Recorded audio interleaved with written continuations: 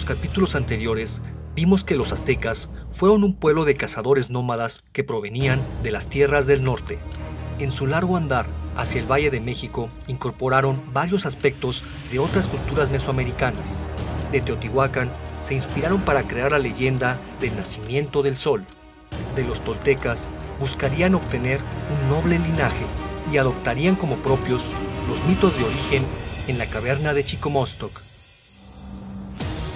Al llegar a la Cuenca de México, se habrían asentado en los alrededores del Cerro de la Estrella.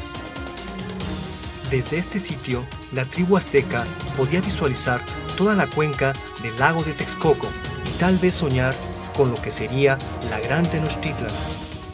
Pero para lograr esto, aún debían imponerse ante los demás pueblos del valle. ¿Cómo lograron los aztecas convertirse en el pueblo responsable de mantener al sol en movimiento? Mi amigo, el arqueólogo Arturo Montero, estudia los cultos ancestrales que los aztecas practicaban en las cavernas del Cerro de la Estrella.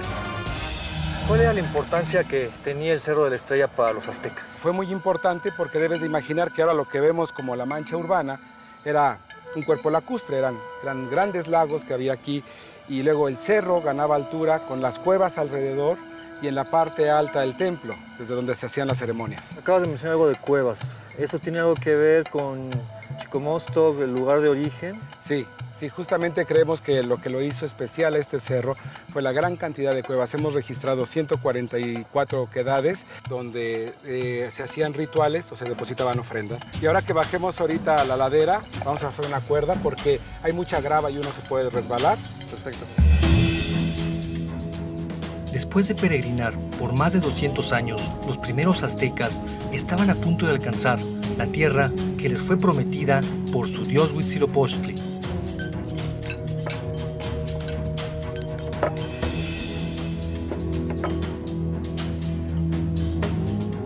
La exploración desciende hasta las profundidades del cerro para conocer el espacio natural donde los aztecas evocaron las sagradas cavernas de Chicomostoc.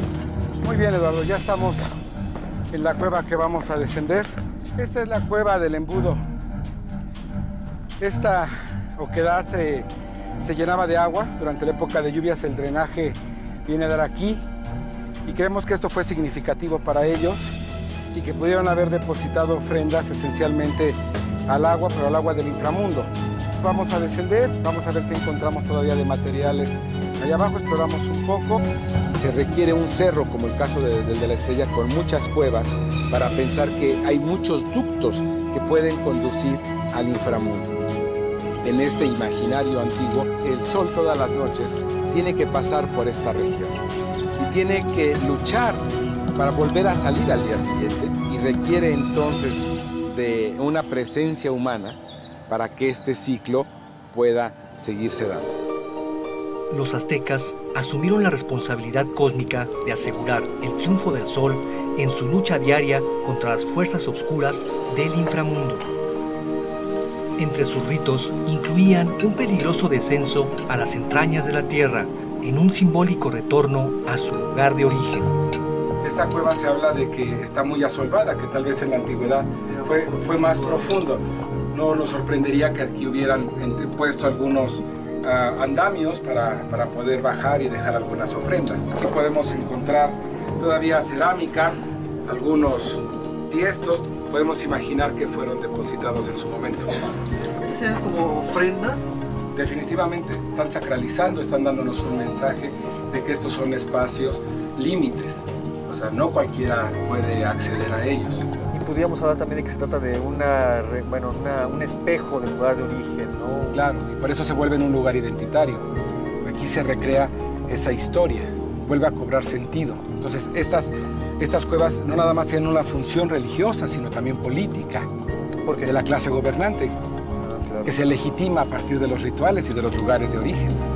El Cerro de la Estrella funcionaba como un conducto que vinculaba los tres niveles cósmicos: el inframundo, la tierra y los cielos. En el esplendor de su imperio, los aztecas se apropiaron del cerro y del milenario templo que se encuentra en la cima, y en ese recinto sagrado realizaban el ritual que aseguraba que el sol siguiera vivo. imponiéndose en lo más alto del poder de Mesoamérica. Aquí estamos en la parte más alta del Cerro de la Estrella. Puedes ver toda la Ciudad de México. Desde aquí el cosmos es visualizado de una manera muy interesante. ¿Cuál es la importancia de este edificio en particular? Los mexicas vienen a hacer el Fuego Nuevo en 1507. ¿Qué es el Fuego Nuevo? Es una ceremonia que se realiza cada 52 años en la idea antigua de que justamente cuando terminara un siglo podía acabarse el mundo. Todo estaba apagado, todos vivían en terror esa noche porque creían que tal vez no volviera a salir el sol, o sea, que fuera un final de los tiempos. Se hacía un sacrificio humano justamente aquí donde estamos. Se abría un cautivo y se le prendía el fuego dentro de su abdomen. Y entonces cuando ya se prendía el gran fuego con el cautivo había un gran regocijo porque veían desde allá abajo que aquí se iluminaba este cerro. Entonces todos saben que hay un renacimiento. Los aztecas creían que el sol necesitaba de sangre humana para mantenerse vivo. Así, desde su llegada al poder, asumieron la responsabilidad de alimentarlos sin tregua. ¿Fueron los sacrificios humanos un producto de sus profundas creencias o fueron una herramienta más para atemorizar al resto de los pueblos y así imponer su poder? Entonces estos sacrificios sean de alguna manera un acto de reciprocidad hacia los dioses, un acto de mantenimiento del orden cósmico, obviamente según su manera de... Sí, tenemos que ver el sacrificio humano diferente a como nosotros lo podríamos catalogar. Obviamente son sociedades diferentes con una cosmovisión distinta, ¿no? Ellos creían que haciendo esto podrían seguir existiendo. En el Cerro de la Estrella, los aztecas celebraron el último fuego nuevo de su historia. Pero tiempo atrás, mucho antes de la consolidación del imperio, debieron de superar innumerables desafíos, comenzando por la búsqueda de un lugar donde asentarse. En aquel entonces, el valle estaba dominado por una coalición de 3 pueblos, pero los aztecas encontraron tierras libres en el Cerro de Chapultepec, donde un manantial de agua dulce los llevó a pensar que habían encontrado su tierra prometida. Pero los demás pueblos del valle vieron en los aztecas un peligro inminente, se unieron y los desterraron hacia el sur, hacia un territorio inundado por la lava del volcán Xitle, un lugar totalmente inhóspito para la vida. ¿Cómo lograron los aztecas sobrevivir en medio de un desierto de lava volcánica? Hoy en día aún se conserva una porción de aquel adverso territorio. Se trata de la Reserva Ecológica del Pedregal. El investigador Víctor Hugo Reynoso conoce a profundidad las características de este ambiente. Bueno, aquí el terreno ya está cambiando, ¿verdad? Todo esto es lava, sí, ¿verdad? Es roca volcánica y toda esta roca viene del volcán Xitle y su erupción y la roca fue rodando a través del paisaje, ¿no? Hasta colocarse en el lugar donde se encuentra ahorita. Las diferentes capas de erupción volcánica que conforman el Pedregal vienen de las diferentes erupciones que existieron. Y lo que ocasiona esta erupción es que se cubren las capas de vegetales que existían en la antigüedad completamente por piedra, por lo tanto tiene que iniciar de nuevo la vida. Bueno, el terreno sí definitivamente es inhóspito, pura lava con un poco de vegetación arriba. Sí, en las oquedades se junta un poco más de suelo, un poco más de humedad, tiende a haber más plantas, pero así como que sembrar está dificilísimo. Llega aquí un grupo de aztecas a instalarse en esta zona. ¿Y cómo le hicieron para sobrevivir? Hay muchos animales que viven aquí. Usualmente no se ven por la situación pedregosa, no viven ocultos, pero aquí hay serpiente venenosa y hay varios tipos de serpientes. O sea que sí había algunos recursos bastante limitados. Para los aztecas, cuando recién llegaron, era más un reto vivir en estos lugares que una ventaja, ¿no? El Pedregal no proporciona muchísimo alimento para uso humano. Le llamamos mal país, que son zonas donde nadie puede vivir, zonas donde no se puede cultivar absolutamente nada. La escasez de recursos naturales en el Pedregal ofrecía a los aztecas un panorama desolador, pero la sobrepoblación de serpientes de cascabel representaba un peligro mortal. La doctora Mónica Salmerón dirige la colección de reptiles del herpetario de la UNAM. Mira, en esta área es donde se encuentran las serpientes más venenosas que están en el Pedregal. Sí, escuché un cascabel, ¿verdad? Sí, estas serpientes son de la familia de Protálide, son cascabeles todas ellas. Tenemos especies grandes, por ejemplo, esta llega a sobrepasar el metro y medio, ¿no? Es la cascabel serrana o de cola negra. Son ejemplares, cuando son pequeños son muy agresivos y cuando son adultos se vuelven mucho más tímidos. En las serpientes que podríamos encontrar en el Pedregal son serpientes de cascabel, es una especie grande, y algunas culebras. Estas serpientes representan un peligro importante, son animales venenosos y una mordida puede causar la muerte a cualquier persona. Cuando llegaron los primeros pobladores aztecas a esta zona, me imagino que la había estado infestado de estas especies. Sí, en esa época las poblaciones eran impresionantes. ¿Cómo es la mordida? Quiero mostrarte las características de sus colmillos, que son realmente impresionantes, ¿no? Sí, a cierta distancia no hay mayor problema. Ve cómo el animal pierde equilibrio y evita atacarme, ¿no? Entonces yo lo que voy a hacer es evitar que ella tome su posición de ataque.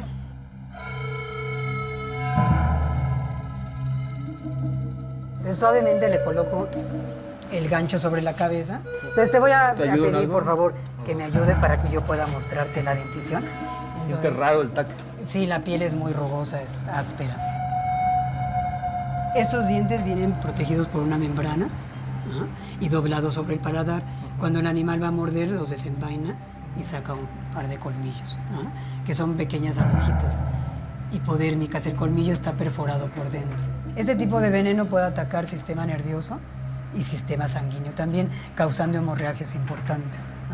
Finalmente, bueno, se presenta un paro cardíaco. Desafortunadamente en época de los aztecas no había antídotos. No había. La mordida era generalmente mortal. ¿Hay algún tipo de aprovechamiento que hayan hecho de las serpientes? Estos organismos, al igual que cualquier otro organismo, pueden comerse. Según la mitología azteca, las serpientes eran la trampa mortal que la coalición de pueblos, liderada por el rey de Azcapotzalco, había planeado para eliminar a los aztecas. Sin embargo, su temple guerrero les permitió afrontar la amenaza y finalmente sobrevivir alimentándose con la carne de las peligrosas serpientes. A 150 kilómetros del Distrito Federal, en el Valle del Mezquital, la antropóloga física Yesenia Peña ha estudiado los beneficios nutricionales de la carne de reptil. ¿Es posible sobrevivir con una dieta a base de serpientes o se trata solamente de un mito? En tus investigaciones tú propones que es posible que un pueblo pueda sobrevivir a base de una dieta de reptiles, particularmente de las serpientes, y estamos hablando de los aztecas. Así es, tiene una alta cantidad de proteínas, particularmente cualquier carne tiene entre el 15 al 25%, pero la de víbora y cascabel tiene un 24%, menos de un 1% de hidratos de carbono y el resto es agua y humedad. Pero digo, aquí es una cuestión muy importante porque la cascabel es además muy peligrosa, ¿no? Tanto los otomís como los mexicas utilizaban una vara en forma de horqueta para detener su cabeza. Una especie de Y. Así es. Esas técnicas se siguen conservando. Aún hoy en día podemos encontrar cazadores. Así es. Y que son expertos en toda la fauna, pero particularmente expertos para cazar víbora casera y de cascabel. La fauna endémica del Valle del Mezquital se compone básicamente de insectos y reptiles. Así, esta investigación se interna en este territorio donde la comunidad ñañú, descendientes de los antiguos indígenas otomíes, enfrentan la adversidad de esta tierra, reviviendo las antiguas costumbres de los aztecas.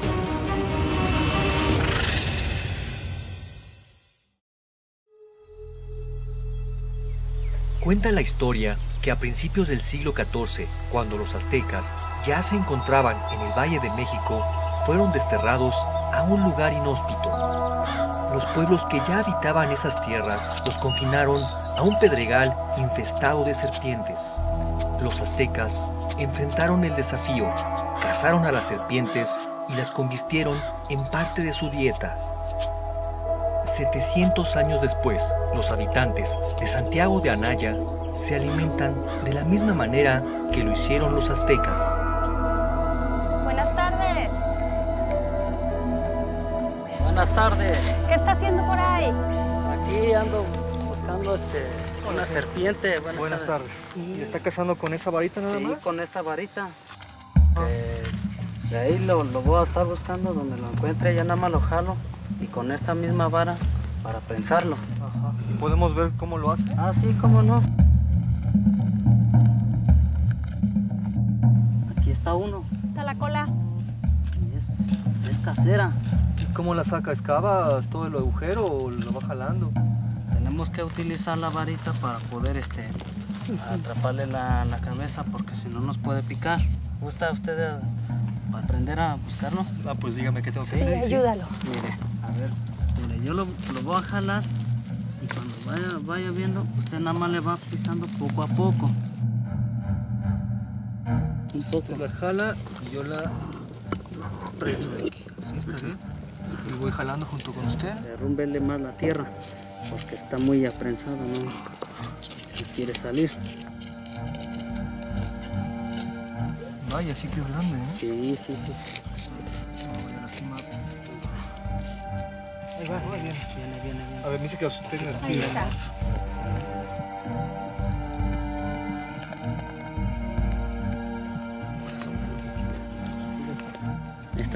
Ahí está la cabeza. Ahí aprénselo bien para que no le vaya a picar. ¿Esa es venenosa? Un poco.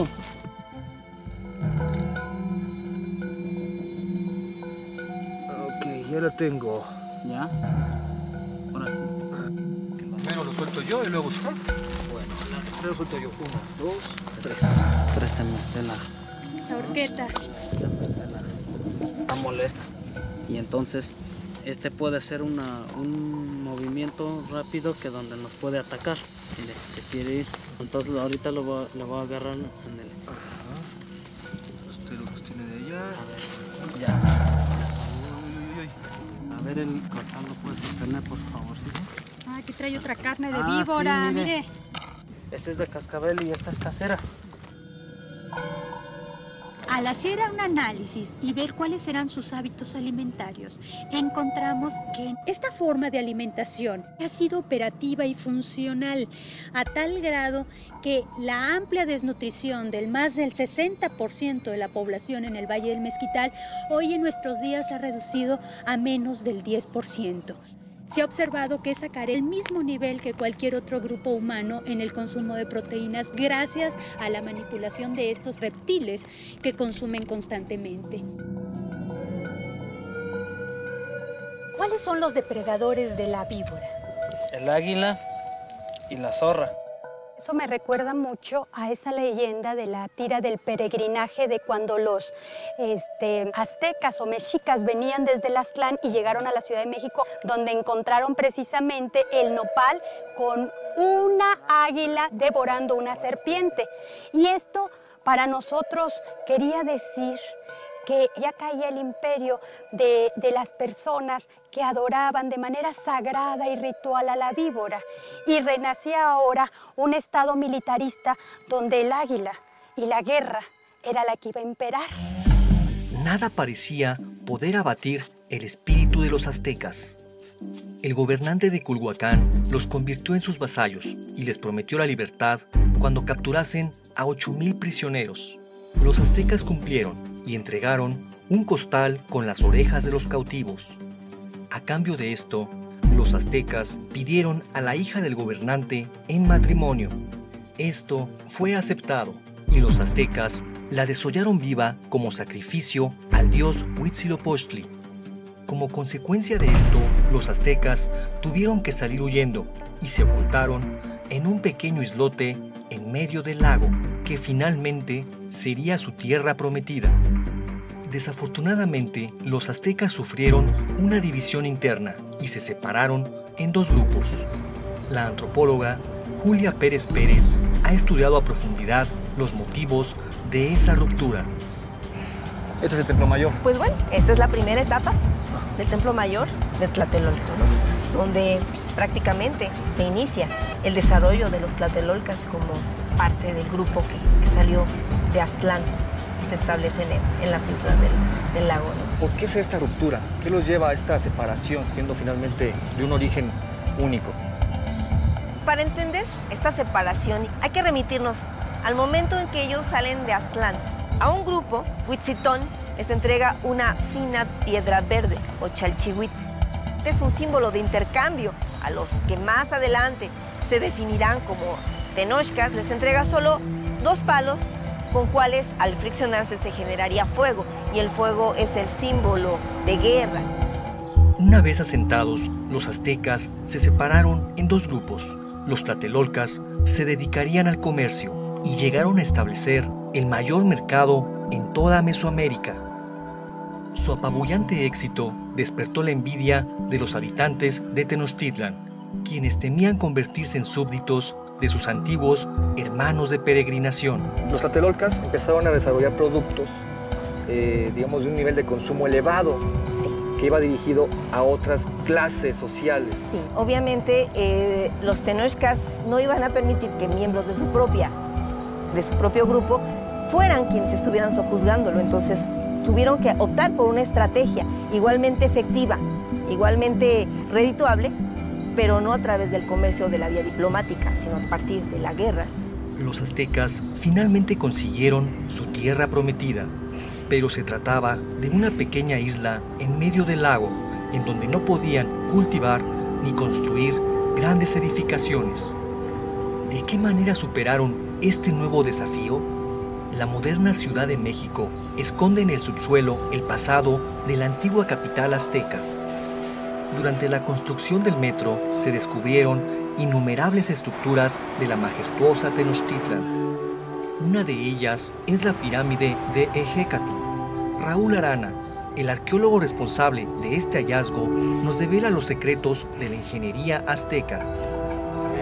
¿Cómo fue el trabajo de construcción para los aztecas? Efectivamente un reto. Son suelos fangosos en donde edificios o monumentos pesados tenían la tendencia al hundimiento. Entonces ellos descubren o implementan una técnica que se llama de pilotaje. Sobre de estos soportes ellos empezaron a hacer plataformas y a rellenar con fango, con piedras, con desechos inclusive orgánicos. Y van ganando terreno al lago. Exactamente, y van jalando suelo orgánico del fondo del lago, que además les sirve también para ir haciendo sus chinampas, que no solo dan maíz, dan calabaza, dan cultivos, dan vida, sino que al mismo tiempo dan espacio para ir haciendo construcciones. Las chinampas eran jardines flotantes rectangulares anclados al fondo lodoso del lago a través de unos pilotes de madera. Gracias a esta innovación tecnológica, los aztecas lograron cultivar sobre las aguas del lago y Tenochtitlan fue ganando terreno hasta alcanzar una superficie de 15 kilómetros cuadrados. Así, esta majestuosa ciudad se unió al continente a través de ingeniosas calzadas. Justamente debajo de una de ellas fue construida la línea 12 del metro, y una técnica de ingeniería muy semejante a la utilizada por los antiguos aztecas fue aplicada durante su construcción. Los aztecas conquistaron el Valle de México y transformaron a su pequeña isla en la monumental Tenochtitlan. Sobre ese terreno, que alguna vez fue un gran lago, se apoyan los cimientos de lo que hoy es la capital de México. Curiosamente, algunas técnicas muy parecidas a las que utilizaron los aztecas para la elaboración de sus chinampas, hoy se utilizan para la construcción de megaestructuras en el suelo fangoso de esta ciudad. Un ejemplo de esto lo encontramos en las obras que se realizan en el sistema de transporte colectivo Metro, y que tuve la oportunidad de poder visitar para conocer y constatar el funcionamiento de estas técnicas, y que son, en efecto, muy parecidas a las utilizadas por los aztecas. Los túneles del metro se encuentran a una profundidad promedio de 20 metros y se apoyan en una serie de pilotes de acero y concreto de hasta 24 metros de largo. Este sistema permite que la megaestructura se asiente en el terreno fangoso, tenga hundimientos uniformes y estabilidad ante los terremotos. 700 años atrás, los aztecas utilizaron una técnica semejante para evitar el hundimiento de sus templos. Estas mismas técnicas de cimentación fueron utilizadas durante la colonia para sostener estructuras tan imponentes como la Catedral Metropolitana, que fue construida sobre los templos de la ciudad azteca. Raúl Barrera es uno de los arqueólogos que mejor conocen los vestigios del esplendor de México Tenochtitlan, que aún se esconden en la profundidad de los cimientos de la actual Ciudad de México. Este es un pilote auténtico. Este es un ejemplo de estos pilotes de madera que se continuó empleando en la época colonial. Esto que estamos viendo aquí también es un templo azteca, ¿verdad? Se ve aquí los glifos. Sí, estamos en el Templo del Sol, en la esquina suroeste del recinto sagrado, donde se encontraban pues alrededor de 78 templos, que era una recreación del cosmos. Entonces, bueno, su orientación es muy importante, ¿verdad? No es casual, definitivamente. No es casual. O sea, había un plano, digamos, llave que regía toda la construcción de los templos. De hecho, los basamentos prehispánicos o los templos son reproducciones del entorno, del paisaje, ¿verdad? El recinto ceremonial de Tenochtitlan reproducía las creencias y el paisaje sagrado de Mesoamérica. Sus templos representaban tanto a sus dioses como a las montañas consagradas en el valle. Una de las principales era el monte Tlaloc. Entonces los aztecas dominan ideológicamente, políticamente, económicamente, pero también hacen esta apropiación de los paisajes, ¿no? Ya las montañas también son de alguna manera parte de ellos, parte de su religión. Así ocurrió, Eduardo. El Cerro Tlaloc fue controlado por el Estado mexica. Ahí se encuentra un santuario prehispánico donde llegaban los sacerdotes y llevaban a cabo sus prácticas rituales con el sacrificio de niños para pedir por las lluvias y por las buenas cosechas. Según la cosmovisión azteca, el monte Tlaloc era el punto focal donde se concentraban las deidades relacionadas con el agua.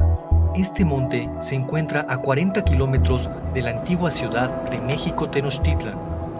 La estrategia de los aztecas consistió en apropiarse de este lugar sagrado para ejercer un poder simbólico sobre el resto de los pueblos. Quien dominara el monte Tlaloc podía controlar el ciclo de las lluvias. Así, una vez cada año, el emperador azteca venía en peregrinación hasta su cumbre, con el fin de realizar el Hueytozostli, una ceremonia agrícola que incluía el sacrificio ritual de niños.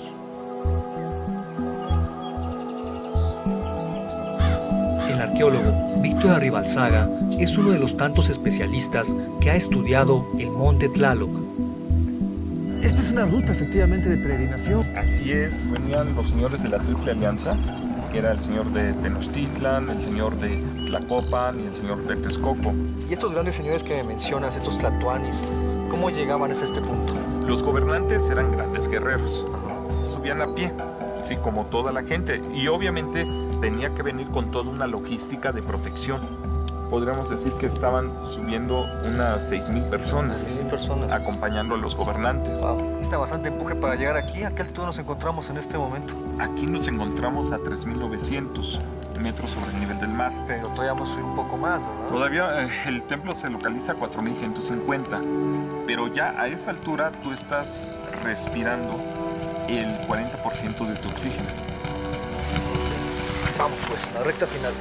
Como ya hemos visto, nos encontramos manifestaciones del dios Tlaloc desde la época teotihuacana. Según la mitología, esta deidad se encargaba de repartir el agua de lluvia con la ayuda de los tlaloques, que son los espíritus de los niños sacrificados.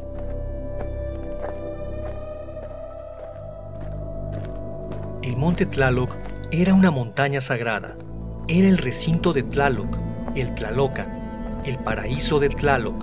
Así, este documental asciende a la cumbre del monte Tlaloc para descubrir el más grande de los templos aztecas construidos en la alta montaña, un espacio misterioso en un lugar de muy difícil acceso que lo convierte en uno de los sitios menos conocidos por el público en general. Ya casi llegamos.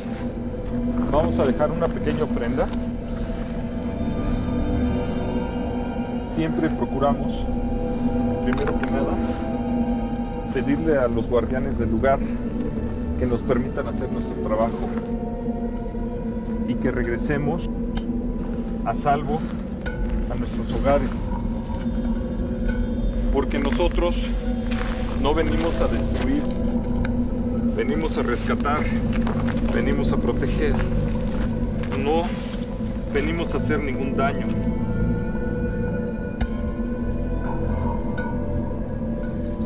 El hecho que estemos aquí haciendo esto es porque este lugar es sagrado. Representa parte de la religión mesoamericana que todavía está aquí viva. La decadencia de este templo comenzó después de la conquista y fue la Santa Inquisición quien ordenó su destrucción. ¿Cómo fue construido este templo en este sitio? ¿Qué tipo de rituales se llevaban a cabo en este lugar? ¿Por qué se sacrificaban niños en la cima de este cerro? Los aztecas se apropiaron de los principales dioses mesoamericanos para dominar ideológicamente a los pueblos del Valle de México. Uno de los más importantes fue Tlaloc, el dios de la lluvia. A 4.150 metros sobre el nivel del mar, levantaron un fastuoso templo y ahí, una vez cada año, realizaban la ceremonia del Hueytozostli, un ritual agrícola que incluía el sacrificio de niños. Para conocer más de estos hechos, nos encontramos en el templo ubicado en el Monte Tlaloc, uno de los lugares más sagrados de la cosmovisión azteca. Bueno, pues aquí tienes el templo más grande de Mesoamérica a mayor altura, ¿sí? La calzada mide 150 metros de largo, 7 metros de ancho, eso también te dice la cantidad de gente que circulaba por ahí sin mayor problema. El templo de Tlaloc ocupa una superficie de 3.000 metros cuadrados. Las murallas que lo bordeaban tenían hasta 3 metros de altura. Cálculos modernos señalan que para la construcción del muro exterior se requerirían 360 camiones de volteo con 6 metros cúbicos de carga. Esta monumentalidad nos hace ver la gran importancia que esta festividad tenía para el pueblo. Era un acto para, digamos, mantener el status quo. Tenían que organizar una gran ceremonia con la importancia que le daban a la deidad. Los aztecas saben que ellos se iban a sostener como grupo hegemónico para siempre. Aquí tenemos, este era digamos, el montículo principal dentro del templo, ¿sí?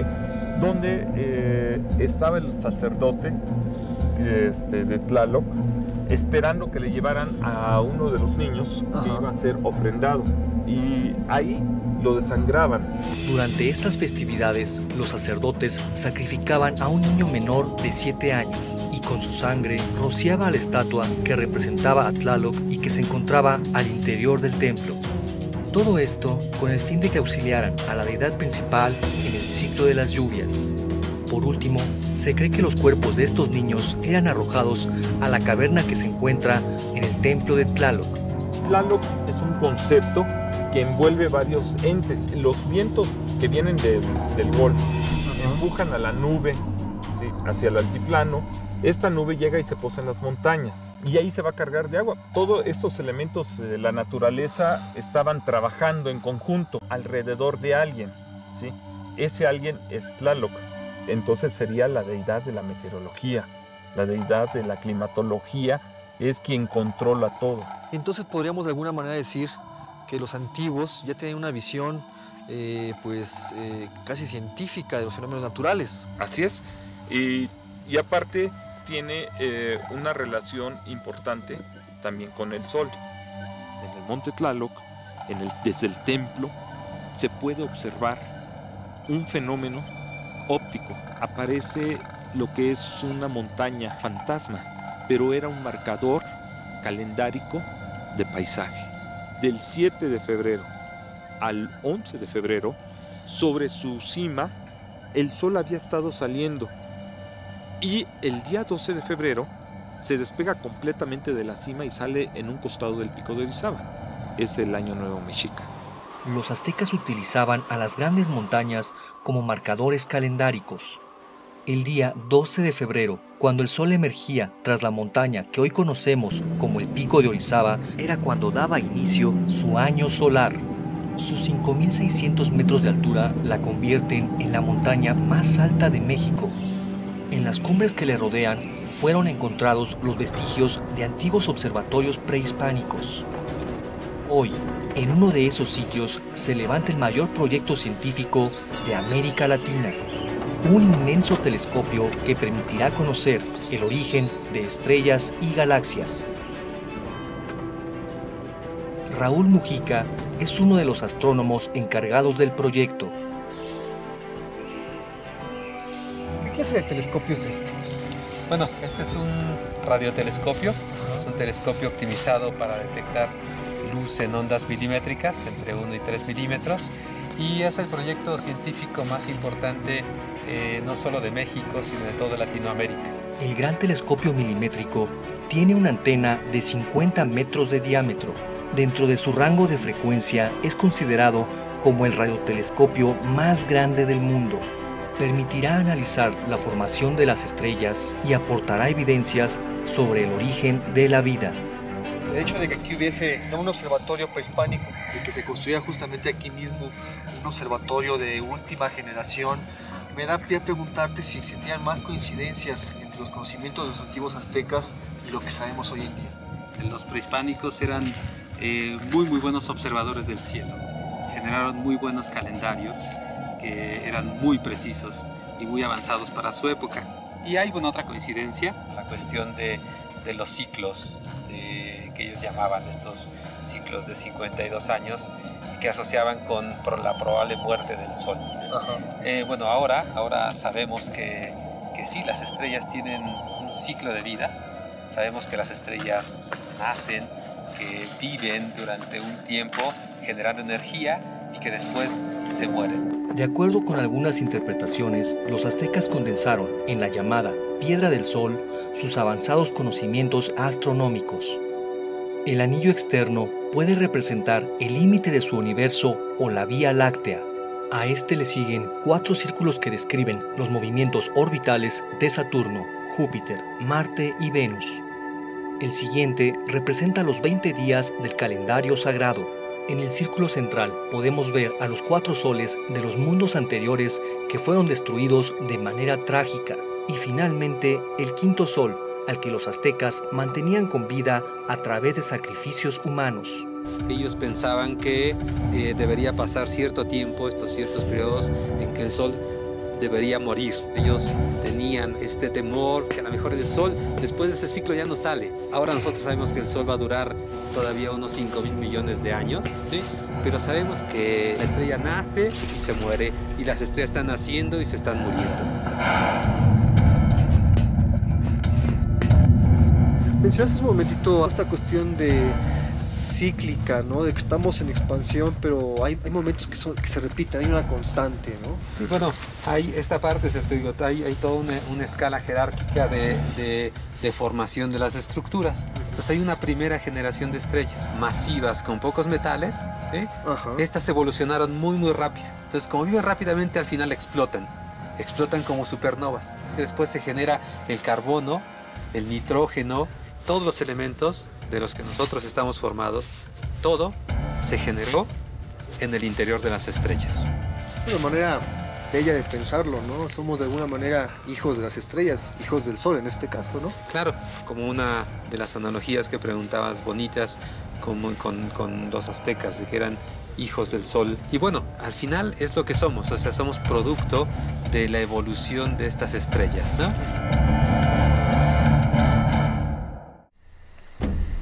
Los aztecas se autoproclamaron como el pueblo elegido para mantener con vida al sol.